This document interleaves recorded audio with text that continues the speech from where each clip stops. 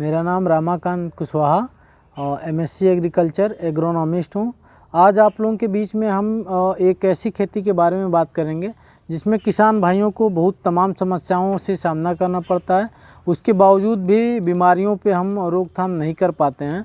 तो मैं सीधा आपको ले चलूँ उस खेती के बारे में बता दूं थोड़ा सा। बैगन की खेती जो है हमारे भारतवर्ष में पूरे वर्ष भर की खेती होती है, लेकिन कुछ हिस्सों में क्या होता है कि सीज़न वाइज सीज़न चेंज होते हैं।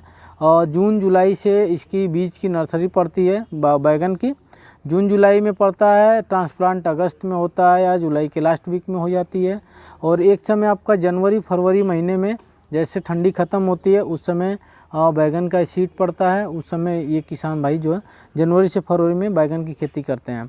तो मैं बात कर लूँ कि बैगन में जो मुख्य बीमारी होती है किसान भाई जिससे बहुत ही ज़्यादा परेशान होते हैं वो होता है बंझा, जिसको बोलते हैं हम लोग लिटिल लीफ और ब्रिंजल, जिसमें फल आपका पौधा देगा ही नहीं, पूरा फल आपका छोटा हो जाता है या फिर पूरी पौधे की पत्ती की संरचना छोटी आकार की हो जाती है। आज हम उस प्लाट में हैं जहाँ पे हमने बैगन पे बंझा पे काम किया है।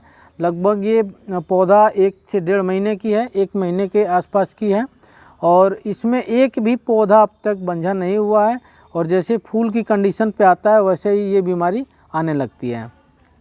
तो थोड़ी सी वैरायटी के बारे में अभी मैं चर्चा कर लूँ कि मेरी ये जो वैरायटी लगी हुई है, किसान भाई हैं इनसे मैं बात करना चाहूँगा कि ये कौन सी वैरायटी लगाए हैं, कौन सा बीज है। तो ये अपना परिचय बताएंगे और आपको इसकी वैरायटी के बारे में बताएंगे। मेरा नाम सुमित कुमार कुशवाहा है और ये ब्लू कलर का बैगन वैरायटी है।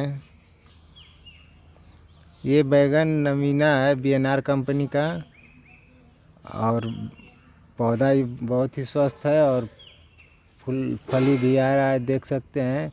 इसमें हमें स्वस्थ रहने के लिए वायरासोल, रूट गार्ड और फंगस वायरस का प्रयोग किया है ताकि पौधे स्वस्थ रहें, आप देख सकते हैं। तो वायरस आपके प्लाट में हर साल आते थे, इस साल क्या है, वायरस की समस्या कितनी परसेंट तक है इसमें? 80 से 90% वायरस की समस्या हमारे दूर हो गई है। कहाँ, क्योंकि हमने इसमें प्रयोग किया है रूट गार्ड और वायरासोल और फंगस वायरस दवा का काफ़ी यूज करने पर 90 से 80% फ़ायदा हुआ है। आप देख सकते हैं पौधे में किसी आगे पीछे। तो अच्छा ये पौधा आप दिखा दीजिए, इसमें अभी लगा हुआ है 300 से 400 प्लांट लगे हुए हैं और पौधा काफ़ी अच्छा है। आज की रेट की हम बात कर लें तो लगभग 70 से 80 रुपये किलो फुट का रेट है। होलसेल का रेट 50 से 60 रुपये किलो है गाजीपुर का। ये और कुछ हम वैरायटी के बारे में किसान को बता दूं कि बैगन की जो वैरायटी होती है बीएनआर कंपनी में आप लगाते हैं तो 218 नंबर बैगन आता है जो नीला कलर में होता है। इसका कलर आपका थोड़ा सा बैगनी कलर में है, डार्क बैगनी कलर में है। 212 ये नवीना, ये जो लगा हुआ नवीना है। बीएनआर में 218 नवीना और एक 212 नंबर का बैगन आता है। कुछ वैरायटी और इम्प्रूव करके बीएनआर लेकर आ रही है मार्केट में, जो किसान अपडेट रहते हैं उन तक मैसेज पहुंच जाएगा। और सेंग्रो कंपनी का एक बैगन आता है 704 और उसमें गोल यदि किसान लगाना चाहते हैं तो नवकिरण के नाम से आता है, इसका बीज लगा सकते हैं। डॉक्टर का बीज आता है बैगन का 407 के नाम से, 407 और सेंग्रो का आता है 704। दोनों में अंतर है, दोनों के फ्रूटिंग में थोड़ा सा साइज़ डिफरेंट है। जो डॉक्टर का बैगन होता है थोड़ी सी साइज़ उसकी लंबी होती है, 704 का लंबाई थोड़ी सी कम होती है। तो मैं स्पेशली बात आपसे कर लूं कि जो वायरस की समस्या है, वायरस की समस्या पे हमने आज 2 महीने 3 महीने तक इनके प्लाट में काफ़ी बुआई से हमने प्रैक्टिस कराया। बुआई से प्रैक्टिस रूट गार्ड का हमने कराया बुआई के टाइम पे। इसके बाद जैसे पौधा 15 से 20 रोज़ का हुआ हमने रूट गार्ड का इस्तेमाल 15 दिन के बाद करवा दिया फर्टिलाइज़र के साथ। और जैसे पौधा में पत्तियां नई चालू होने लगी उसमें इनका किसान भाई को जब से मैं स्प्रे करा रहा हूं, मैं स्टेप बाय स्टेप आपको बता दूं। सबसे पहले फंगी वायरस का स्प्रे कराया गया। फंगी वायरस का स्प्रे कराने से हमारे पौधे में वायरस जो समस्या है वो अब तक नहीं आई है। इसके बाद हमने सफ़ेद मक्खी के लिए काफ़ी दवा, जो कि वायरोसोल नाम से एक दवा है, उसका डोज और 15 लीटर पानी में जो 30 से 40 ml डोज हमने एप्लीकेशन करवाया। और फंगी वायरस का जो डोज था वो हमने 20 से 25 ml के हिसाब से एप्लीकेशन करवाते रहे हैं। जो मेजर सबसे बड़ी चीज़ समस्या है लिटिल लीफ ऑफ ब्रिंजल की, जो बैगन में बंझापन है, उसका रीजन जान ले किसान भाइयों। इसमें दो तरीके से आते हैं ये बीमारी। एक तो बुआई के समय जैसे कि सॉइल बर्न डिजीज़ है, मिट्टी जनित ये बीमारी होती है, बीज जनित बीमारी होती है, और कुछ कह लीजिए कि कीट वाहक होते हैं इसके। तो बैगन में मैं बीमारी पहले तो सॉइल से बात कर लूँ। सॉइल में एक कीट होते हैं नेमाटोड, आप लोगों को पहले भी कुछ चर्चा हुई है नेमाटोड पे। तो नेमाटोड के वजह से हमारे जो भी बैगन है या जो भी बंझापन हो जाते हैं, नेमाटोड सूत्रकृमि के वजह से नेमाटोड लगते हैं। इसके बाद कुछ बीज होते हैं ऐसे कि जिसमें बीमारी ऑलरेडी पहले से ही बीज जनित रहती है, वो आगे पीढ़ी दर पीढ़ी चलते रहते हैं। तो आप बीज का चयन सही करिए जिससे आपका बंझा ना हो। और दूसरी जो सबसे बड़ी चीज़ है कीट वाहक, वो होते हैं वाइट फ्लाई, सफ़ेद मक्खी। आप किसान भाइयों से एक चीज़ आप रीड करिएगा, पौधे के पास जब भी आप जाएंगे तो आपको सफ़ेद मक्खी देखना है कि आपके पत्तियों पे सफ़ेद मक्खी है कि नहीं। यदि एक पत्ती पे 11 से ज़्यादा सफ़ेद मक्खी का आक्रमण यदि होगा तो आपके पौधा का बंजा होना स्वाभाविक है। यदि एक पौधे पे, जैसे ये पूरा पौधा है, इस पौधे पे यदि सफ़ेद मक्खियों का संख्या 11 से ज़्यादा होगा तो आपका बैगन बंझा होना स्वाभाविक है। क्योंकि ये जो कीट होते हैं वायरस के वाहक होते हैं और अपने डंक से ये वायरस पत्तियों के माध्यम से इसके सेल में इंसर्ट कर देते हैं, जिससे ये पूरा पौधा धीरे धीरे, आप देखते हैं कि पहले ब्रांच बंझा होता है, पूरा पौधा बंझा नहीं होता है। आप कभी भी देखेंगे तो ये पौधे का ब्रांच, जिस ब्रांच में वो डंक मारेगा वो पहले बंझा होगा, फिर उसके बगल वाली सहायक शाखाएँ बंझा होंगी, धीरे धीरे धीरे धीरे वो पौधा पूरा बंझा हो जाता है। तो इसका रीज़न यही है कि कीट जो है सफ़ेद मक्खी के वजह से हमारे बैगन में बंझापन सबसे ज़्यादा आते हैं, जिसका आप कंट्रोल मार्केट में, यदि आप केमिकल लेते हैं तो केमिकल में आप डाइफेंथुरान पेगासस के नाम से आता है सिंजेंटा कंपनी का, आप उसका इस्तेमाल 15 लीटर पानी में 12 से 15 ग्राम डोज होता है, उसका इस्तेमाल करा लीजिए। या ग्रेस बायोकेयर का दवा आती है रिफ्रेश के नाम से, उसका इस्तेमाल 25 ml प्रति टंकी के हिसाब से कराइए। या मार्केट में केमिकल आपके लिए थायोमैक्जाम का इस्तेमाल 10 ग्राम प्रति टंकी। एसिटा आता है, एसिटा का डोज आप 20 ग्राम प्रति पंप। या एक SLR के नाम से एक दवा आती है जिसमें डाइफेंथुरान और 2 कम्बिनेशन दवा आती है, आप SLR का इस्तेमाल सफ़ेद मक्खी की रोकथाम के लिए कर सकते हैं, जिससे आपको काफ़ी अच्छा रिजल्ट मिलेगा।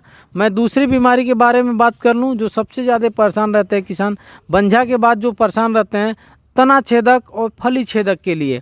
तो तना छेदक और फली छेदक, अभी इस प्लॉट में जहाँ हम बैठे हैं, इस प्लॉट में अभी तक कोई भी ऐसा पौधा बहुत ज़्यादा फल छेदक तना छेदक से प्रभावित नहीं हुआ है, क्योंकि पौधा अभी ये हार्डली मानकर चलिए तो 40 दिन 45 दिन का हुआ है। अभी इसमें फल सेफ होने जा रहा है, जिससे अभी फल छेदक की समस्या तो नहीं है। लेकिन तना छेदक की बात करें तो तना छेदक देखिए, अभी इसमें एक हमने इसको टर्मिनेट किया है यहाँ से पौधे से, ये तना छेदक यहाँ लगते हैं, इसके अंदर इंसर्ट कर देते हैं कीट। और जब आप इसको काटेंगे तो इसका ध्यान ये देना है, किसान भाई क्या करते हैं कि हाथ से मुंडी को तोड़ देते हैं। आप एक चीज़ नोट करिए, प्रूनिंग एक सब्जेक्ट होता है, एक विषय है प्रूनिंग। यदि आप बैगन में प्रूनिंग करते हैं तो आपके बैगन में बहुत ही ज़बरदस्त फल आएंगे और ब्रांचेज आएंगे। जैसे मैंने यहाँ प्रूनिंग किया तो देखिए यहाँ से 2 सहायक शाखाएँ निकल रही हैं, ये सहायक शाखाएँ हैं। इससे क्या होंगे, ये जब आगे ग्रो करेंगे तो इसमें फल की संख्या बढ़ेगी। प्रूनिंग करने का तरीका होता है, जैसे ये देखिए 1 नोड और 2 नोड, ये 2 नोड हो गए, इन दोनों नोड के बीच से आपको प्रूनिंग करना है। प्रूनिंग करेंगे तो यहाँ से सहायक शाखाएं निकलेंगी और आपके फल की संख्या में काफ़ी वृद्धि होगी। मैं फल छेदक तना छेदक के बारे में बात कर लूँ कि आपको फल छेदक और तना छेदक जो है, यदि आप फल छेदक से परेशान हैं तो मार्केट से आप ब्लैक डॉग, ग्रेस बायोकेयर का एक प्रोडक्ट है ब्लैक डॉग, जो कि हाई टेम्परेचर के लिए यूज़ किया जाता है। 30 डिग्री सेल्सियस यदि तापमान है तो ब्लैक डॉग का इस्तेमाल करिए, और थोड़ा सा टेम्परेचर लो है तो सिग्नेचर, ये 10 ml दोनों का डोज है, 10 ml प्रति पंप के हिसाब से डलवा दीजिए। या क्रैश गोल्ड आता है, क्रैश गोल्ड का भी 10 ml के हिसाब से आपको डलवाना है दवा को।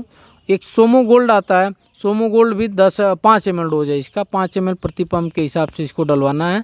और किसान भाई यदि आप केमिकल में जाना चाहते हैं तो केमिकल में आपको कोराजेन हुआ या फिर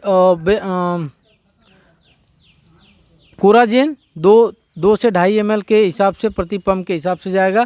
डिलीगेट नाम की दवा आती है, वो भी आपका 5 ml के हिसाब से प्रति पंप के हिसाब से आपको इसको डालना है दवा को। तो बात कर लें फली छेदक हो गया, प्लस वायरस के दवा के लिए हम बात कर लें। वायरस की दवा हमारे पास जो है रूट गार्ड, पहले ही बता दिया किसान भाई ने कि रूट गार्ड हमने काफ़ी अच्छा प्रयोग किया है, जिससे बंजा अभी तक नहीं हुआ है। वायरोसोल एक नीब, वायरोसोल और नीब इन दोनों का इस्तेमाल यदि आप महीने में 2 बार करते हैं तो बैगन में जो बंजा होता है ये समस्या आपका नहीं आएगा। वायरोसोल का इस्तेमाल आपको करना है 30 से 35 ml प्रति पंप। नीब का इस्तेमाल करना है 20 से 25 ml, दोनों को कम्बिनेशन बना के, और उसके साथ आप आल 90 या स्टिकर मिला दीजिए, जिससे आपका बैगन में जो पत्तियों पे दवा नहीं चिपकती है वो चिपकेंगी और काफ़ी हद तक अच्छा रिजल्ट देगा आपको। तो मैंने आपको 2-3 चीज़ों पे चर्चा किया। एक तो वायरस से बचने के लिए आपको क्या करना है, दूसरा हमने फली छेदक तना छेदक के बारे में बात किया, तीसरा जो हमने बड़ी समस्या है फली छेदक और तना छेदक, स्टीम बोरर और फ्रूट बोरर समस्या के लिए। अब यदि किसान भाइयों के पास कोई समस्या बैगन के लिए और होगी तो आप हमारे कमेंट बॉक्स में लिखिए और उसका हम लोग जवाब आपको देंगे, जिससे आपको हमें समझने में आसानी होगी कि हमें टॉपिक क्या छूटा है बैगन पे, जिससे आपको काफ़ी समझाने में आसानी रहेगी। आगे हम नेक्स्ट वीडियो बनाएंगे आपको अगली फसल पे। तब तक के लिए नमस्कार, धन्यवाद आप लोगों का।